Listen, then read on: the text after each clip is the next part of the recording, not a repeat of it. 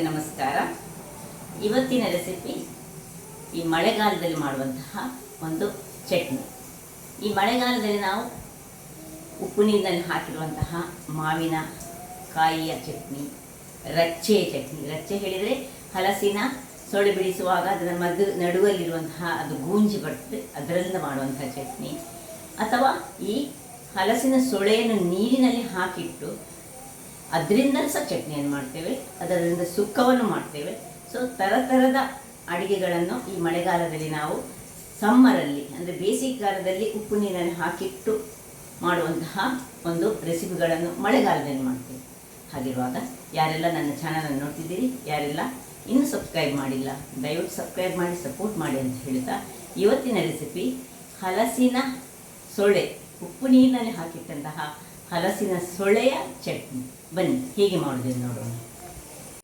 ನಮಸ್ತೆ ಮಿತ್ರರೇ, ಇವತ್ತು ಉಪ್ಪು ನೀರಿನಲ್ಲಿ ಹಾಕಿದಂತಹ ಹಲಸಿನ ಸೊಳೆಯ ಚಟ್ನಿ ಮಾಡೋಣ. ಈ ಹಲಸಿನ ಸೊಳೆಯಿಂದ ಅನೇಕ ಬಗೆಯ ಖಾದ್ಯಗಳನ್ನು ತಯಾರಿಸ್ತೇವೆ. ಕಡಲೆ ಹಾಕಿ ಸುಕ್ಕ ಮಾಡಿದ್ರಂತೂ ಬಹಳ ಸೊಗಸಾಗಿ ಬರ್ತದೆ. ಕ್ವಿಕ್ಕಾಗಿ ಮಾಡಲಿಕ್ಕೆ ಈ ಒಂದು ಚಟ್ನಿ ಯಾವುದಕ್ಕೆ ಸಾಕ್ತದೆ, ಅನ್ನದೊಟ್ಟಿಗೆ ಅಥವಾ ಗಂಜಿಯೊಟ್ಟಿಗೆ ಅಂತೂ ಈ ಆಟಿ ತಿಂಗಳಲ್ಲಿ ಬಹಳ ಒಂದು ಉಪಯುಕ್ತವಾದ ಸೊಳೆ ಅಂತ ಹೇಳ್ಬೋದು. ಸೊ ಉಪ್ಪಿನ ನೀರಿನಲ್ಲಿ ಹಾಕಿಟ್ಕೊಳ್ಬೇಕು. ಯಾವಾಗ ನಾವು ಸಮ್ಮರ್ ಸೀಸನ್ನಲ್ಲಿ ತುಂಬ ಹಲಸಿನಕಾಯಿ ಇರುವಾಗ ಇದನ್ನು ಉಪ್ಪು ನೀರಿನಲ್ಲಿ ತುಂಬ ಮಂದಿ ಹಾಕ್ಕೊಳ್ತಾರೆ. ಅಥವಾ ಈಗ ಈ ಮಾರ್ಕೆಟ್ನಲ್ಲಿ ಸಹ ಅಂಗಡಿಗಳಲ್ಲಿ ಲಭ್ಯ ಉಂಟು. ಒಂದು ಪ್ಯಾಕೆಟ್ನ ಅರ್ಧ ಕೆ ಜಿಯ ಅಥವಾ 1/4 kg ತಂದರೆ ಬಹಳ ಒಳ್ಳೆಯದು. ಇದನ್ನೀಗ ನಾನು ಒಂದು ಅರ್ಧ ಗಂಟೆ ನೀರಿನಲ್ಲಿ ಹಾಕಿಟ್ಟುಕೊಂಡಿದ್ದೇನೆ. ತುಂಬ ಉಪ್ಪು ಇರ್ತದೆ. ಅದರಿಂದಾಗಿ ಈಗ ಮೊದಲಿಗೆ ನಾನು ಏನು ಮಾಡ್ತೇನೆ ಹೇಳಿದರೆ, ಇದನ್ನು ಕುಕ್ಕರಲ್ಲಿ ಬೇಯಿಸಲಿಕ್ಕೆ ಸುಲಭ. ಸ್ವಲ್ಪ ನೋಡಿ, ಇಷ್ಟೇ ಒಂದೇ ಹಿಡಿಯಷ್ಟು ನಾನು ತೆಗೆದುಕೊಂಡಿದ್ದೇನೆ. ತುಂಬ ಆಗ್ತದೆ ಒಂದು ಹಿಡಿ ಆದರೆ ಸಹ. ಸೊ ಇದಕ್ಕೆ ಸ್ವಲ್ಪ ನೀರನ್ನು ಹಾಕ್ಕೊಳ್ತಿದ್ದೇನೆ. ಇನ್ನು ಇದನ್ನು ಒಂದು ಬಾರಿ ಇದರಲ್ಲಿ ಬೇಯಿಸಿಕೊಳ್ತೇನೆ. ಒಂದು ವಿಸಿಲ್ನಷ್ಟು ಇದರಲ್ಲಿ ಇಟ್ಟು ಇದು ಒಂದು ವಿಸಿಲ್ ಆಗಲಿ. ಇದು ಆಗ್ತಾ ಇರುವಾಗ ಇಲ್ಲಿ ಈ ಬಾಣಲೆಯನ್ನು ಇಟ್ಕೊಂಡಿದ್ದೇನೆ. ಅದಕ್ಕೆ 1 ಚಮಚದಷ್ಟು ತೆಂಗಿನ ಎಣ್ಣೆಯನ್ನು ಹಾಕ್ಕೊಳ್ತಿದ್ದೇನೆ. 1 ಚಮಚ ತೆಂಗಿನ ಎಣ್ಣೆ. ಅದರಲ್ಲಿ ಈ 5 ಅಥವಾ 4 ಮೆಣಸು ನಿಮಗೆ ಖಾರಕ್ಕೆ ತಕ್ಕ ಹೆಚ್ಚು ಬೇಕಿದ್ದವರು ಹೆಚ್ಚು ಹಾಕ್ಕೊಳ್ಬೋದು. ಇದನ್ನು ಒಳ್ಳೆ ಎಣ್ಣೆಯಲ್ಲಿ ಇದು ಸ್ವಲ್ಪ ಫ್ರೈ ಆಗಬೇಕು. ಮೆಣಸು ಉಬ್ಬಿ ಬಂತು. ಈಗ ಇದಕ್ಕೆ ಕರಿಬೇವಿನ ಸೊಪ್ಪನ್ನು 2 ಎಳೆಯಷ್ಟು ಹಾಕ್ಕೊಳ್ತಿದ್ದೇನೆ. ಸೊ ಇನ್ನು 10 ಬೇಡ, ಸ್ವಲ್ಪ ಇರೋದಲ್ಲ ನಮ್ಮದು. ನಾನು ಸ್ವಲ್ಪ ಪ್ರಮಾಣದಲ್ಲಿ ಮಾಡೋದ್ರಿಂದಾಗಿ 5 ಎಸಳಿನಷ್ಟು ಬೆಳ್ಳುಳ್ಳಿಯನ್ನು ಹಾಕ್ಕೊಳ್ತಿದ್ದೇನೆ. ಸಾಕು. ಸ್ವಲ್ಪ ಬೆಳ್ಳುಳ್ಳಿ ಜಸ್ಟ್ ಕ್ರಿಸ್ಪ್ ಆಗಬೇಕಂತ ಏನಿಲ್ಲ. ಇದರಲ್ಲಿ ಈಗ ನೋಡಿ ಮೆಣಸು ಹೇಗೆ ಉಬ್ಬಿ ಬಂತು ನೋಡಿ. ಹೀಗೆ ಉಬ್ಬಿ ಬರಬೇಕು ಮೆಣಸು. ಆಫ್ ಮಾಡಿಕೊಂಡು ಇದು ತಣ್ಣಗಾಗಲಿ. ಅಷ್ಟೊತ್ತಿಗೆ ಇದು ಸಹ ಈಗ ಬೇಯ್ತದೆ. ವೀಕ್ಷಕರೇ, 2 ವಿಸಿಲ್ ಆಯಿತು. ಇದನ್ನೀಗ ಆಫ್ ಮಾಡಿಕೊಂಡು ಇದು ತಣ್ಣಗಾಗಲಿಕ್ಕೆ ಬಿಡೋಣ. ವೀಕ್ಷಕರೇ, ಇಲ್ಲಿ ನೋಡಿ, ಇದು ನಾನು ಯಾಕೆ ಬೇಯಿಸಿಕೊಂಡದ್ದು ಹೇಳಿದರೆ, ಇದು ಸ್ವಲ್ಪ ನಮ್ಮ ಈ ಉಪ್ಪಟ್ಟು ಪಚ್ಚೀರು ಉಂಟಲ್ಲ, ಇದು ಸ್ವಲ್ಪ ಗಟ್ಟಿ. ಹಾಗಾಗಿ ಇಲ್ಲದಿದ್ದರೆ ನೀವು ಇಷ್ಟು ಬೇಯಿಸ್ಕೊಳ್ಬೇಕು, ಕುಕ್ಕರಲ್ಲೆಲ್ಲ ಬೇಯಿಸ್ಕೊಳ್ಬೇಕಂತ ಏನಿಲ್ಲ. ಬೇಯಿಸ್ಕೊಳ್ಳದೆ ಸೀದಾ ಸಹ ಮಾಡ್ಕೊಳ್ಬೋದು. ಕೆಲವರು ಸೀದಾ ಸಹ ಮಾಡಿಕೊಳ್ತಾರೆ. ಅದರಿಂದಾಗಿ ನೋಡಿ ಇದು ಸ್ವಲ್ಪ ಗಟ್ಟಿ ನೋಡಿ. ಆದ್ದರಿಂದ ಈಗ ಸಹ ಬೇಯಿಸಿದ ಮೇಲೆ ಸಹ ನೋಡಿ ಹೀಗೆ ಇದು ಮಾಡುವಾಗ ಇದಾಗೋದು. ಕೆಲವು ಹೀಗೆ ಮುಟ್ಟುವಾಗಲೇ ಸ್ಮೂತ್ ಆಗಿರ್ತದೆ. ಅಂಥದ್ದನ್ನು ನಾವೇನು ಮಾಡಬೇಕು ಹೇಳಿದರೆ ಈ ಬೇಯಿಸ್ಕೊಳ್ಳುವ ಅವಶ್ಯಕತೆ ಇಲ್ಲ. ಸೊ ಇದರದ್ದೇ ನೀರನ್ನು ಯೂಸ್ ಮಾಡ್ಕೊಳ್ಳೋಣ. ಸ್ವಲ್ಪ ಉಪ್ಪು ಇರ್ತದೆ ಇದು, ಅದರಿಂದಾಗಿ ಇದಕ್ಕೀಗ ಉಪ್ಪು ಹಾಕದಿದ್ದರೆ ಆಯಿತು.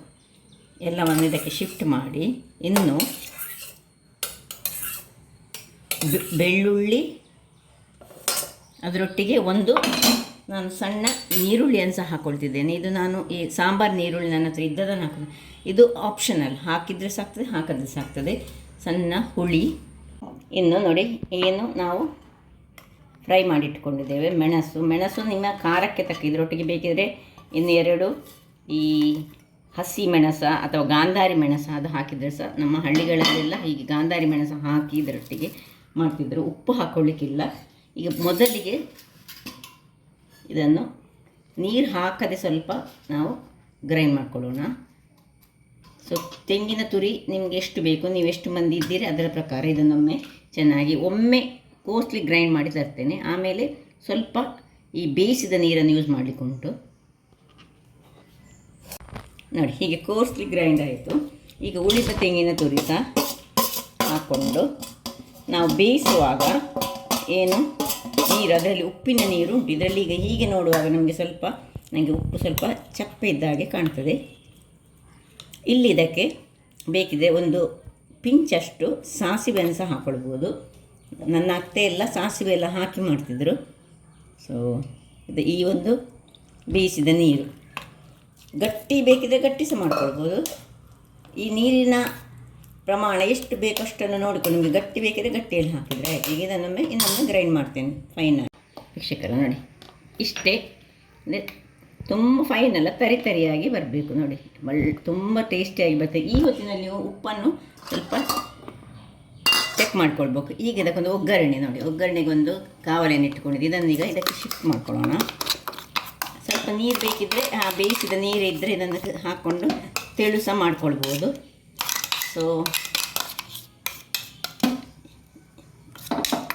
ಇಲ್ಲಿ ಇದಕ್ಕೆ ಒಗ್ಗರಣೆ ಏನಿಲ್ಲ, ತುಂಬ ಏನು ಸ್ಪೆಷಲ್ ಆದ ಒಗ್ಗರಣೆ ಏನಿಲ್ಲ. ಒಂದು ಚಮಚದಷ್ಟು ಎಣ್ಣೆ ಹಾಕಿ, ಎಣ್ಣೆ ಬಿಸಿ ಆಗುವಾಗ ಒಂದು ಸ್ವಲ್ಪ ಸಾಸಿವೆ ಒಡೆಯುವಾಗ ಇಲ್ಲಿ ನೋಡಿ ಗುದ್ದಿಟ್ಟುಕೊಂಡಿದ್ದೇನೆ ನಾನಿಲ್ಲಿ.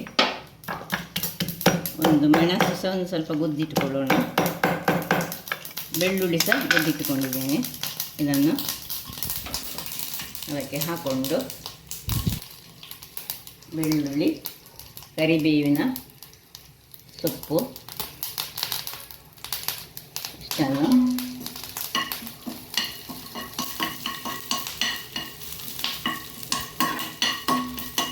ಸ್ವಲ್ಪ ಬೆಳ್ಳುಳ್ಳಿ ಇದರಲ್ಲಿ ಒಳ್ಳೆ ಸ್ವಲ್ಪ ಹೆಚ್ಚು ಬೇಕಿದ್ರೆ ಎಣ್ಣೆ ಹಾಕ್ಕೊಳ್ಬೋದು, ಬಟ್ ಅಗತ್ಯ ಇಲ್ಲ. ಒಂದು ಚಮಚದಷ್ಟರಲ್ಲೇ ಮಾಡಿಕೊಳ್ಳಿ. ಯಾಕೆಂದರೆ ಇದರಲ್ಲಿ ತುಂಬ ಎಣ್ಣೆ ಬಂದರೆ ಸಹ ಅದು ತುಂಬ ಒಳ್ಳೆಯದಾಗೋದಿಲ್ಲ ಚಟ್ನಿಯ ಇದಕ್ಕೆ, ಅದರ ಫ್ಲೇವರನ್ನು ಅದು ತೆಗಿತದೆ. ಹಾಗೆ ನೋಡಿ, ಬೆಳ್ಳುಳ್ಳಿ ಮಾತ್ರ ಅಗತ್ಯ ಉಂಟು. ಅಥವಾ ಬೆಳ್ಳುಳ್ಳಿ ನೀವು ಬೇಡದಿದ್ದರೆ ಇಲ್ಲಿ ಹಿಂಗನ್ನು ಹಾಕ್ಕೊಂಡು, ಈ ಬೆಳ್ಳುಳ್ಳಿ ಯೂಸ್ ಮಾಡಿದ್ರೆ ಹಿಂಗನ್ನು ಯೂಸ್ ಮಾಡ್ಕೊಳ್ಬೋದು. ಆಯಿತು, ಇದನ್ನೀಗ ಆಫ್ ಮಾಡಿಕೊಂಡು ಇದಕ್ಕೆ ಶಿಫ್ಟ್ ಮಾಡ್ಕೊಳ್ಳೋಣ.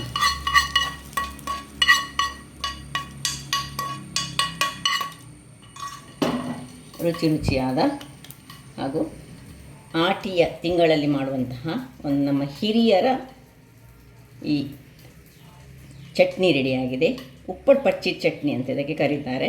ಹಿಂದಿನ ಕಾಲದಲ್ಲಿ ಗಂಜಿಯೊಟ್ಟಿಗೆ ಒಂದೊಂದು ಆಟಿ ತಿಂಗಳಲ್ಲಿ ಒಂದೊಂದು ಥರದ ಈ ಚಟ್ನಿಗಳನ್ನು ಮಾಡ್ತಿದ್ದರು. ರಚ್ಚೆಯ ಚಟ್ನಿ, ಇದರದ್ದು ಉಪ್ಪಟ್ಟು ಪಚ್ಚಿನ ಚಟ್ನಿ, ಉಪ್ಪಟ್ಟು ಪಚ್ಚಿನ ಸುಕ್ಕ ಸಹ ಮಾಡ್ತಾರೆ. ಸ್ವಲ್ಪ ಇದ್ದರೆ ಕೂಡಲೇ ಇದು ಮಾಡುವಂತಹದ್ದು. ಹಾಗಾದರೆ ನನ್ನ ಈ ಕುಕಿಂಗ್ ಚಾನಲ್ ನಿಮಗೆ ಇಷ್ಟ ಆದರೆ ಬೋಳೂರು ಸುವರ್ಣ ಚಾನಲನ್ನು ಲೈಕ್ ಮಾಡಿ, ಶೇರ್ ಮಾಡಿ ಹಾಗೂ ಸಬ್ಸ್ಕ್ರೈಬ್ ಮಾಡಿ ಹಾಗೂ ನನ್ನ ಇನ್ಸ್ಟಾಗ್ರಾಮ್ ಪೇಜನ್ನು ಫಾಲೋ ಮಾಡಿ. ಧನ್ಯವಾದಗಳು.